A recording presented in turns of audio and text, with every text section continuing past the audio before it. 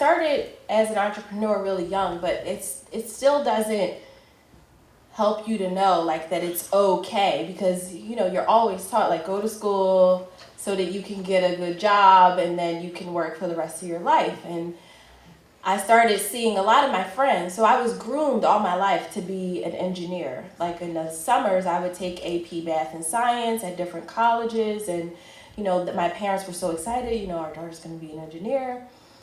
But after I got to Drexel, which is sort of like one of the best schools for engineers, I saw that all of my friends who had been in engineering for many years were like sick of it, and some of them were changing majors. Others who came back to school were talking about they had been working in their first year in their corporate jobs and they wanted to go back to school and get their MBA and do something different. So I was like, okay, well, here's an opportunity for me to figure out if this is what I really wanted to do. And everything extracurricular in my life had to do with fashion. I was doing fashion shows and putting on fashion shows.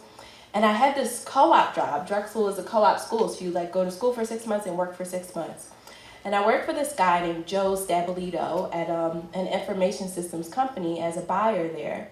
And Joe traveled all over and he like hated it. So I convinced him to let me, I was like, look, if you don't want to travel, like just send me, I'll go. Like you don't have to feel bad about traveling the world every time you get ready to leave. And so Joe, finally we did this project and he sent me to London to manage the project. And I'm saying, well, London is one of the major fashion capitals of the world. I'm either going to leave there and be happy to go back and do my engineering homework, or I'm going to change my major.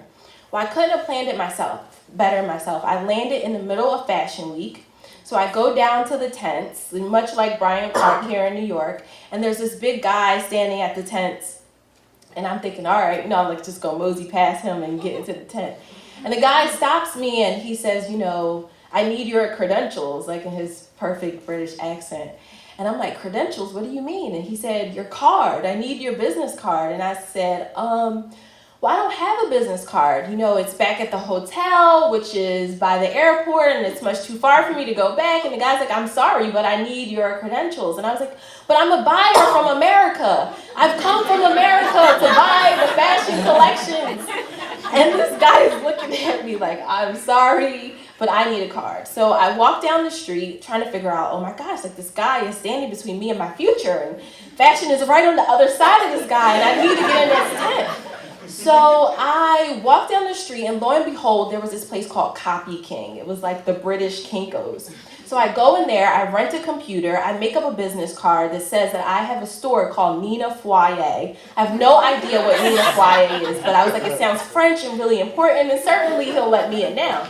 So I printed out this business card and went back down there, not thinking about the fact that this guy is gonna look at this and be like, this chick is crazy. So I go back and I give him my card and he lets me in. And I couldn't believe it. And it really opened up my eyes, like, man, if I just really want something and I do it, like I can probably make this thing happen. And here he was standing between me and my dreams, but I wasn't gonna let that stop me. And so that single experience really helped me to be more focused about my dream, fashion, that I really wanted to be more involved in fashion. And I spent all my time there, like in bookstores and just soaking up everything that I could do and in the museums. And so I later came back and changed my major, and after college started a fashion business.